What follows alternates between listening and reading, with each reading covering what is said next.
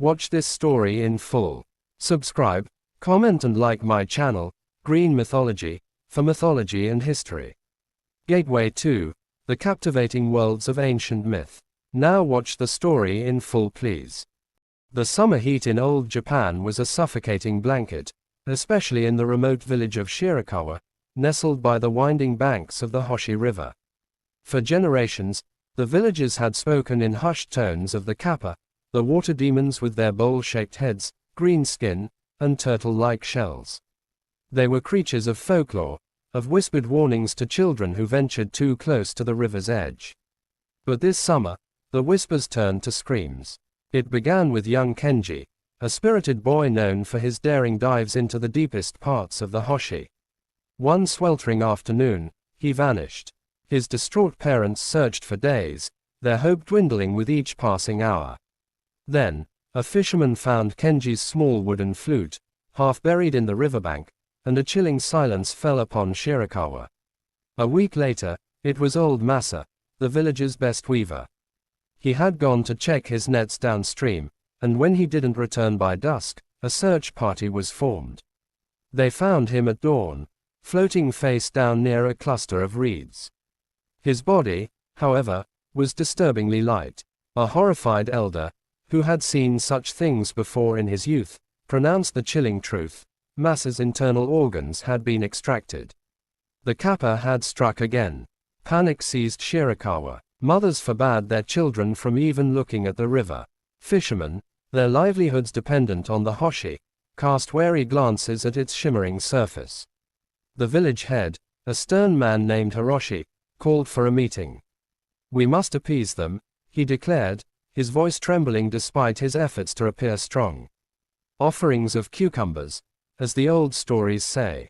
For a time, the offerings seemed to work. Cucumbers, carefully sliced and inscribed with prayers, were left by the river's edge.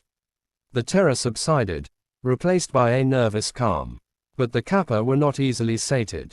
One moonless night, a blood-curdling shriek pierced the quiet. It came from the home of Akemi, the village's beautiful young potter, whose house stood closest to the river. Villagers rushed to her aid, their lanterns bobbing frantically in the darkness. They found her door splintered, and the house in disarray. Akemi was gone. A lone, green scale, still glistening with river water, lay on her earthen floor. It was larger than any they had ever seen, a grim testament to the size and power of the creature that had taken her. Despair settled over Shirakawa like a suffocating fog. The Kappa were growing bolder, their appetite for human life insatiable. It was then that a grizzled, one-eyed ronin, a masterless samurai named Kaito, arrived in Shirakawa. He had heard the rumors, the desperate pleas of the villagers, and something about their plight resonated with his own past losses. "I will hunt these demons," he declared, his voice low and firm. "But I will need your help." The villagers were wary, but their fear of the Kappa outweighed the distrust of the stranger. Kaito spent days observing the river, studying the currents, and examining the sites of the attacks. He learned of the Kappa's weakness, the small, bowl-like depression on their heads, filled with water, which was the source of their power. If it spilled, they would be rendered weak.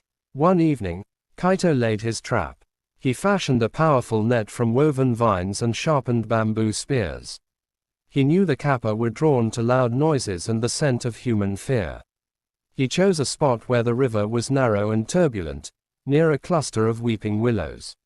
As twilight bled into night, Kaito began to play a haunting tune on a shakuhachi, a bamboo flute.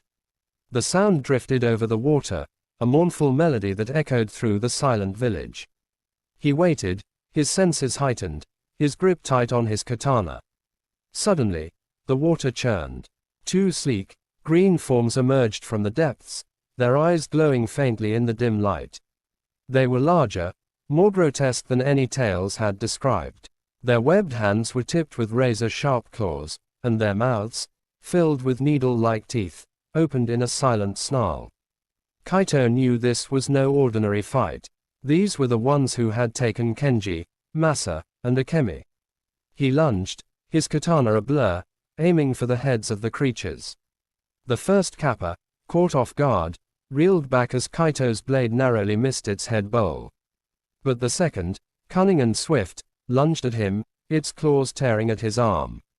Blood welled, but Kaito gritted his teeth, his focus unwavering. He dodged another attack, then thrust his foot forward, kicking a patch of slippery moss towards the Kappa.